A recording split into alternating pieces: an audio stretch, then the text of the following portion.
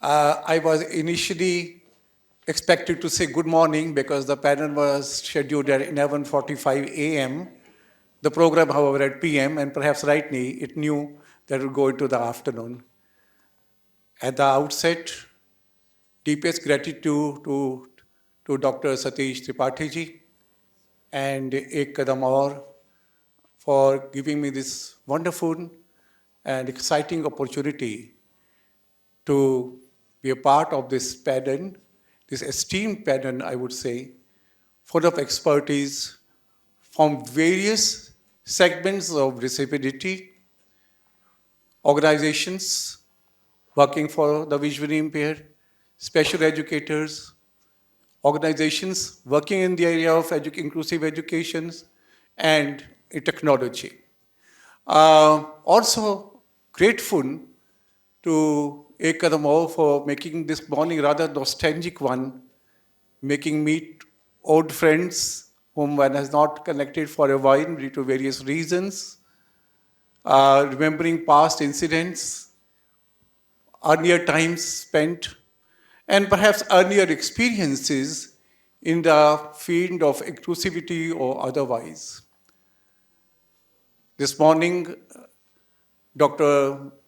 Mani said that he is a dinosaur, and Pratibhaji countered by saying that she would like to be known from Jurassic age. I'd like to inform that I'm also a companion of theirs, come from an age where inclusivity was not even imagined, perhaps, much less talked of. It was not thought of that a child with visual impairment could go to a neighborhood school or have home education of the kind that Dr. Tripathi is trying to provide by reaching the most unreached. Such dreams could not be dreamt of, whether in day or night. Those days, it was understood, if at all possible, that a visually impaired child would go hundreds and sometimes more than that, miles away from his or her home to a special school. The whole idea of inclusive teacher preparation was again not imagined.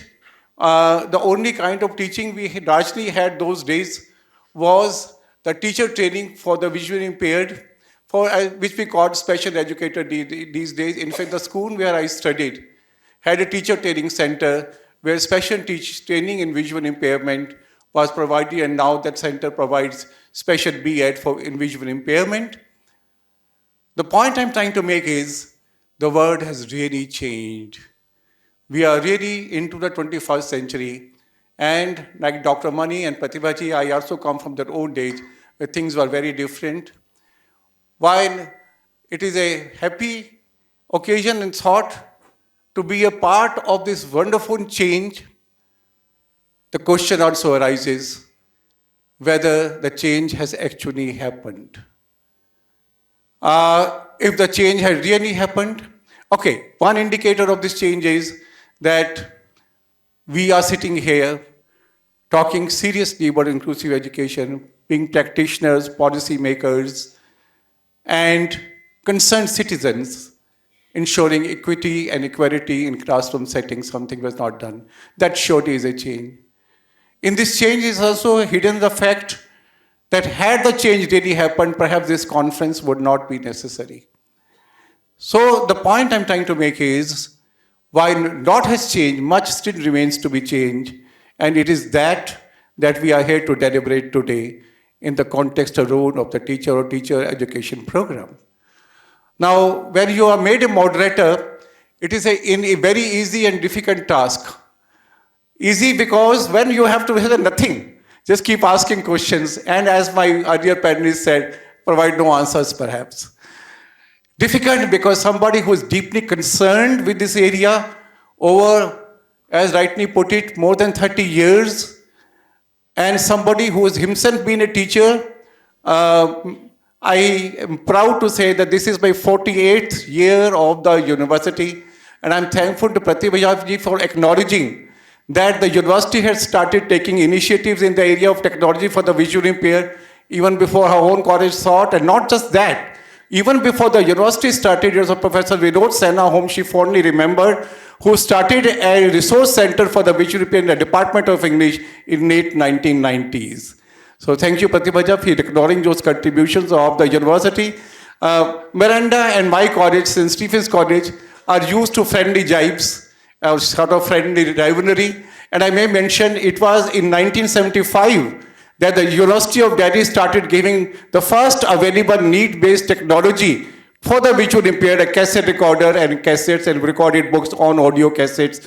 And when I joined St. Stephen's College in 1977, all my books used to come from Library of Congress, a recording from the blind and dyslexics, something that Dr. Bhumihar is bringing now through Bookshare to every household. Thank you very much, Doctor, for that very wonderful initiative of Bookshare. The point I'm trying to make is that we think so many of the things that are happening are recent, but not really. Things were happening in their own context, though not enough, but even seeds cannot be ignored at various stages of evolution of concern for the visually impaired. I know my time is limited, and we have 4 esteemed speakers on the panel, so I would not say much except by adding one more line. And that is, recently I conducted a research study in inclusive education in government schools in 10 states. And one of the biggest gaps that we found, I conducted this study as President and Principal Investigator, President of All India Confederation of the Blind. The project was supported by CBM. And one of the major gaps that we found in inclusive education is the role of the teacher in an inclusive school, inclusive government school. They were totally confused, baffled, hardly unaware of their responsibilities and roles, hardly unaware to understand what they should do, though not unwilling, I must say. There was not a positivity, but that's later. Let me ask my panelists first to begin with, what is that prevents a teacher from being an inclusive teacher? What is the resistance and the lack of sensitization or the lack of awareness? Because I thought every teacher by definition should be an inclusive teacher. Why should there be a doubt about it? A classroom is an inclusive classroom. In one of my other presentations elsewhere, I pointed out there are 35 diversities in every classroom. At least 35 diversities could be possible. Not that they are there, but could be possible in every classroom. Why then do we have this issue that we still need to have programs for inclusive teachers, education, and why can't there be every teacher who is an inclusive teacher? What is the resistance or the prejudice, the lack of aware? Maybe Sini would say something about that? First of all, thank you so much. Thank you, Dr. Sadish, for giving me this wonderful opportunity. So, Professor Anil, as a special educator, working in an inclusive school for the past 10 years, I could see to be as an inclusive educator, we need a lot of competencies, inclusive education competencies. It means the first and foremost that willingness and the attitude. So having said that, I know that teachers are actually, the willingness is there, but when it comes to knowledge factors, in a class, a diverse population, we have children with autism spectrum disorders, visual impairment, hearing impairment, specific learning disabilities. Teachers should have that inclusive competencies in terms of knowledge, skill sets to address the diverse needs. So anything, if we are not aware or we have lack of knowledge, we'll be having that fear. So I would say, rather than the lack of resistance, the teachers are like not prepared maybe. So maybe that I'm like looking into the national education policy as a very promising one, where we'll be having a lot of emphasis on the inclusive education, where we need to prepare the general educators into a transformative approach of inclusive educators. Thank you very much. You rightly pointed to the National Education Policy 2020, where there is a lot said about inclusion. I was counting one day, and there are more than 40 direct or indirect references to disabilities, and there are certain sections which closely talk about inclusion and disability, particularly at school level. So, Madhuji, with your vast experience in the area of education, inclusive education, and preparing materials, training children, teacher training, and a vast resource that you possess. What are some of the important components, according to you, of a inclusive teacher education program, and how should these be carried out? In particularly in the context what the NEP expects from us. Okay, thank you so much, Dr. Anil. And first of all, I want to say thanks to Kadam, Tripathi ji, and whole team to organize this conference. And we will go for different conferences, workshops, and we will talk about it. But this is important that we will meet each other and we will share our views. And I think so it will make some sense for the future. Uh, I am not a teacher, but I am in this field from past 35, 40 years and seen lot of kind of changes. Again, I will say that. I remember I am a visually impaired person since birth and I had never been to any special schools. Nobody could expect, again, I will say, some 50, 55 years back, that a person is going to the regular schools and studying. It was just a joke. And if we go to the regular school, nobody knows that a visually impaired person can even study. They think that how can a visually impaired person can be able to study. So it was a kind of things ki sometimes humiliation with the person. Maybe not people are not aware about it. The fellow friends, they will just leave you in between. You know, they will go away with from you. They will go for some play or some program, and they will just leave you in the class. So that type of situation, you feel very embarrassed, you feel very humiliated, you feel very neglected. So all these things were there. So that time I will not say that teacher has any kind of education.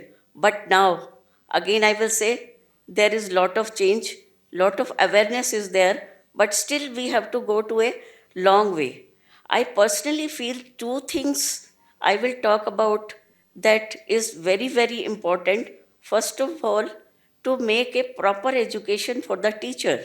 Because when we call it inclusive teacher, he has to or she has to deal with different disability, not a single disability.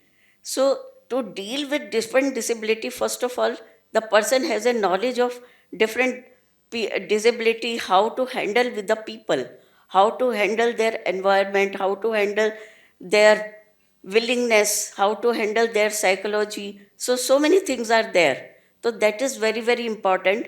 With the teacher's education, this type of education is very, very important. Secondly, I will say awareness. To create awareness amongst all the fellow students or teacher, that is very, very important. Without creating awareness, whatever educations you will give, it is waste. I personally feel that awareness is very, very important every now and then. And just for teachers training will also not help. Time to time, this type of seminar, workshops, some new learning should come. Then only person can be able to give the proper thing to the needy students. So my point is these two things has to be taken in consideration. Whatever the policies we are making, whatever the programs we are making, it is very important to deal with teachers, inclusive teachers, to deal with the different disabilities. That is very important. The knowledge of different disabilities is first thing to be there with them, how to deal with. Thank you very much, Madhu. I may share a secret with all of you, perhaps with Madhu's permission. Madhu, do I have the permission? And the secret is that she was my first classmate in school. We learned brain together in a home-based education system from a visually impaired teacher, because we could not go to school at that time. And she was my first classmate because we used to stay not very far from each other, so we had a common teacher. From that day to sharing a panel with her, it's been a long journey, and really happy to have Madhu as a friend. Yes. I now take this question to Shanthala ji, because you are running an organization, you're working in the inclusive education. There are two stages clearly to teacher education programs: pre-service preparedness and in-service, which Madhu ji has also talked about. What would you say would be some of the strategies which could be used to train teachers pre-service and in-service? Because Madhu he talked about having all disabilities, so much knowledge, so much awareness, so many skills. Is it really possible in an inclusive B.Ed system?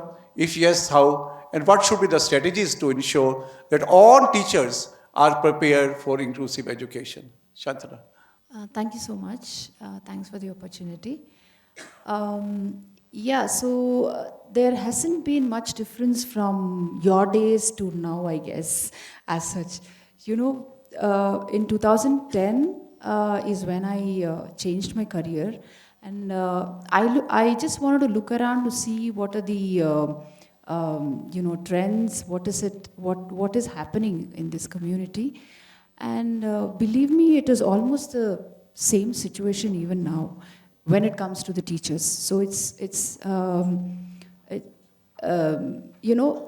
we've been working in this community for so long, but haven't been able to make big changes yet. So when it comes to B.Ed teachers, so way back in 2010, 2013 is when we proactively wanted to reach out to B.Ed schools. And we said, why don't we do, some awareness programs for you all, because eventually the teachers are going to go back to schools and become inclusive teachers. So at least let them go have a look at few of our students who are visually impaired. So there is a component where they study disabilities. However, I think it is more theoretical.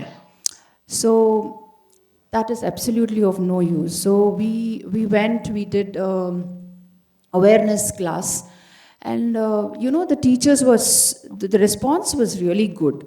And the teachers said, yeah, these are the kinds of programs that we need as of now.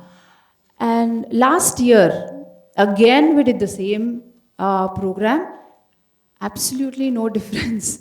It is the same situation. They have a component in it, but a special education component, but no practical exposure. And, some years back, when we did all Karnataka teachers education program in Shankaraya Hospital, we told them, this was for STEM education for the blind. So we told them, okay, send under Sarva Shiksha Abhiyan. So please send special educators along with students who are visually impaired for the workshop. And can you believe the students who came were wearing glasses, but they were not visually impaired. So teachers thought that they were visually impaired because they were just wearing glasses. And we didn't know what to say. So this was a situation in probably 2013 or so. And more or less the same situation last year when we went to this B.Ed school.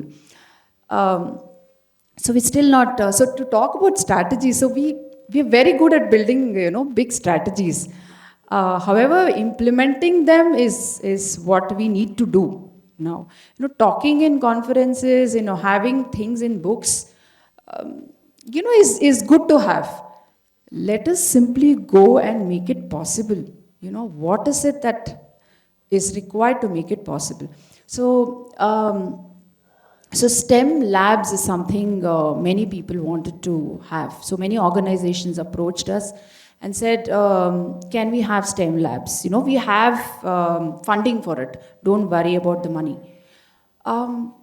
We said, no, we don't want to build the STEM labs. Materials are not the ones which are going to make big differences. You know, the first and foremost thing, of course they do, technology does, yes, but the first and foremost thing is the mindset of the teacher.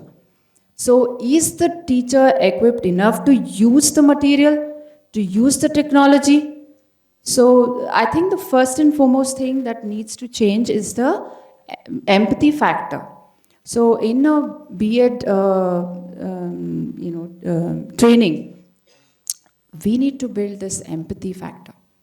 So we need to figure out what is it that a teacher probably needs to understand about disability to, be a change. So she needs to be a role model. She needs to go back and practice inclusive education. So it's not theoretical. So we try and, so one of the things that we do is we try and take a role model. So the moment we take a role model, we have some of our students, including Pranav, as a role model, then the jaw just drops. Okay, this is it. They are capable. They can understand, they can climb steps. This is the first question that we are asked in most of the schools. Can they climb steps? Then we say, we don't answer. We just ask our students to come and do the climbing. Because no amount of answering will help. So practical exposure is the key, I would say. I agree, yes. Definitely practical exposure is the Thanks so key much. and real examples. And I fully agree with you that strategies, philosophy, policies are very much there. Now we need to really make these implementable and implemented. Otherwise, the philosophy and the policy would have no meaning. The philosophy of the soul of inclusive education, I agree with Dr. Mani. But without the body, which is the program, the soul would not be manifest. And therefore, to feel the presence of the soul, we need the body and the program answer. On that note, I would go with Ramu. We have had a lot of talk about technology this morning. Ramu works in the area of technology, SHG technologies. Tell us some of the technology, ways in which technology could be useful in ensuring good inclusive teacher education programs. Sir, Aneja. And, I'm sorry for yeah, that. and we are running a bit short of time, so Yeah. I'd like to Sure. one more round Oh, also. yeah. Well, I'll just show you two devices that we developed. Okay. Whether I'm not the right fit here for talk about education, teacher education programs in inclusiveness. But what technology can do. See, today we were talking about empathy and then talking about the inclusiveness and talking about the psychological impact of a person having a disability. Okay, so how technology can help? I know many people talked about AI. Will it come? When it will come? And all that. But AI is a reality. Is a reality. It is there today. Okay. And I will also narrate two incidents I came across my life. Okay, I just wanted to show you. This is the device we developed. Okay, it works on completely AI. Okay, and why I developed is a different reason. Because my sister, older sister, she lost her vision due to diabetic retinopathy because she was in denial that she didn't have diabetes. And then Shil doctor told her, yeah, you do have diabetic retinopathy, and we couldn't do much. That was the thing that triggered me to do this. Okay, what it does is, it has got a camera, like our eye, and it has got a lidar to judge the distance of an object, an obstacle in front of them. Okay. And then also it has got a flash so that it can read in day or night, because visually impaired wouldn't know whether it's a daylight or, whether it's a day or night. So what the capability, I quickly go through that. It can tell me, if it can tell me that I'm sitting in a conference room with so many people, and it can also, with generative AI, can tell me, say the three in the first row, and then there's a gentleman wearing a dog glasses, there is a gentleman and next lady, and she can completely describe. There is the power of generative AI. And then it can also tell me what activities they're doing. Okay. It so happened that I was at Lal Bahadur Shastri Academy for Administration. And then it clearly told me, I was talking to them, and it tells me there are a group of people, well dressed, some in this thing, and then some people are taking notes, and some people are engaged in private conversation. Okay, this is the kind of power generative AI has today. It can completely describe. So even a visually impaired person get to know what's going on. Okay, and it can read any book of either a printed text or handwriting in any language. In any language. Okay, so they don't have to be told, or what the teacher doesn't have to tell them, and they know. So that's one thing. And then they can walk with confidence. If I am wearing the glasses, if I want to get down, it will tell me the steps going down. And then there is a door 4 steps away. Take a left. It can guide them. And then there is one thing about the e-books, the topic came. Today, a person who is reading a book can store what he wants to in his own mobile, what he wants to read again. Okay, so we call it a bookshelf. So there is AI can help them in every way. It can identify faces.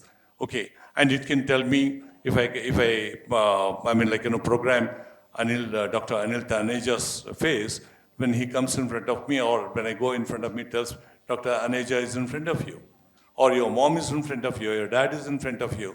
So all these things can happen. Okay. And now, you told, Doctor, because many people, when they come, we generally classify them as visually impaired. Okay. There is something known as a low vision. Low vision in the sense they can still see. And if someone is between 20/60 to 20/200, they are classified as legally blind. Okay. So for that, we have developed, and for there is another technology that can help. The technology that can help them is augmented reality. Okay, that can prevent many, many legally blind people from going into a blind schools. Okay, so this is the kind of technology that one could use. What it has got a wide angle cameras, so it captures the image and then it rearranges. Suppose I have tunnel vision. So it can give me the wide angle camera, takes a picture, and then gives me in the tunnel vision the entire picture. So here, what I want to say is, it can help you if it can help if a person has a central vision loss, or peripheral vision loss, or a blurry vision, or hazy vision, and or color blindness or night blindness. The point I want to make here, when I get, when I go to the hospitals, they tell, there was a young mother brought one boy, and then he was being tested, and he was pushed to a blind school. But when we tested him with these glasses, he is able to read. He is able to read. He had about 20 by 240, and he came up to 20 by 40. So the technology can help. You can prevent people from, I won't say the use inclusive, but you can help the people come into the crowd, because Yes, technology I think is it's very there to important. help. Yeah, right. That you can really assess properly and give them the appropriate devices, which is very important here. Lastly, I would come to Madhu again. Some of the global practices you've been across the world that can be perhaps replicated in India to ensure good quality, inclusive teacher education programs. Is it working? Yeah. You are talking about global practices and all, but my question is why we want to bring all this global practicing in our country? Because I personally feel that whatever is good for our environment, our setup, we should make these things more meaningful instead of just grabbing things from different countries, different people. Maybe some of the things can be adopted, but why we want to bring all the things? Which can be adopted. What are those things? Yeah. Because Uh, I'm sure similar experiments have been created all over. There's nothing wrong in borrowing or adopting from one situation to another. So if you could tell us some of the I things which could be. I like this their community work that can be adopted, maybe involve the family members, parents, maybe the peer group, all these people towards their education. So it can make more inclusive and can child can learn more things. Secondly, I can say that the technology, yes, technology now we have to adopt because first we were depend on the braille, only the braille, but now there are so many via medias, and according to the need or according to the person's understanding or person learn, limitations, or sometimes person has some limitations, so they can adopt the things, whether person wants to learn in braille, person wants to go for other technology. So this is a choice for the visually impaired or any other disability. So we should think that we can take this type of things, that technology really played a very vital role in our life to contribute so many things. Thank you, Madhu. I think Rini also wants to say something. Rini, along with this question, and you may be the last speaker, I would also ask you to comment on the role of peer-to-peer support in ensuring good inclusive teacher education programs or inclusive education. See, always we can adopt best practices, the evidence-based practices from the worldwide. So one of the best evidence-based practices which I found globally, which can be useful in India, is that UDL, Universal Design for Learning 3.0, developed by CAST, that is Center for Applied and Special Technology in Massachusetts. So there is a provision where the teachers will be having a very good provision to differentiate, adapt, modify. So that is the need of the hour, where we have to think about accessibility. Accessibility always, like we often think about only the physical, maybe the ramps and lifts, but accessibility, it means in terms of everywhere, curriculum. If I'll express myself as a person, like I'm in a lady in 40s wearing a sari, short hair, so everything, it's all accessibility. So coming to your question, peer and parents are playing a wonderful role in inclusive education. As an inclusive school, we do conduct a lot of sensitization program among peers. I'm so proud today that in my school, from my school, I brought 7 students from the grade 11 and 12. They all are sitting there. If you can wave to the audience, and a clap, maybe a clap would be really helpful. So the kind of sensitization we've been in the school, so last national conference, they presented papers on inclusive education. So they are seeing children with disabilities from the young age. They have the empathetic mind where they are giving a visual break. They know when to give a sensory diet. They will say, ma'am, please give some time to Rahul. Rahul wants to say something. So peer can play wonderful roles. So in our school, we do provide peer buddy certificates for children with neurotypical. Thank Thank you, you so Rini. much. Yeah. Shanthala, a quick last word from you on how we can see better teachers after 10 years, better inclusive teachers after 10 years. Definitely hope to see. That is a hope, and I honestly think this next 10 years we will definitely have, with a lot of us putting in effort. So with role models like Pranav, Naresh, and Homiar, and people like you all, it is definitely going to happen. Of course, the teachers play a big role. If teachers, inclusive teachers, are invited to such conferences, it would make big difference.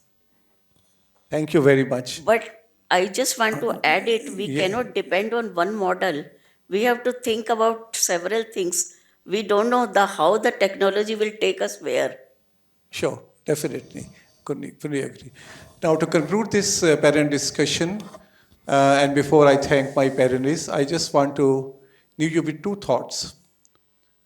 Dr. Tripathi said this morning, talked about the Arunodaya program and how there's one-to-one mentorship in teaching.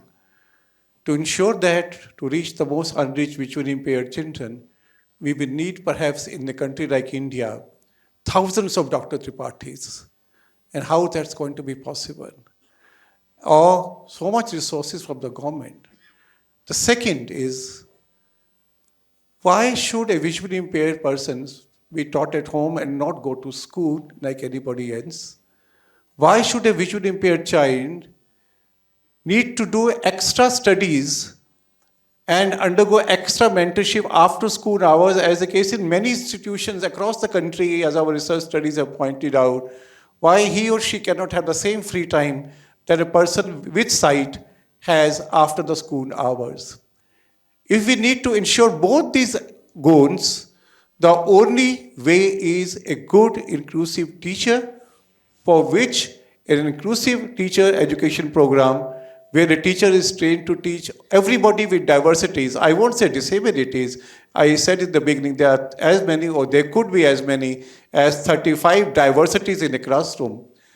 Till such time that a teacher is able to handle all these diversities, including disability, and give an equal and seamless inclusive education, the dream of an inclusive education for visually impaired children would need still remain to be unfulfilled. I hope that day is not far when the dream is fulfilled for all of us and all the visually impaired children in India. Thank you very much. I thank all my parents, esteemed parents, for giving such wonderful inputs. I hope these will be collated in a document or a report and would be carried forward for further advocacy in the area of inclusive education. I back to the organizers.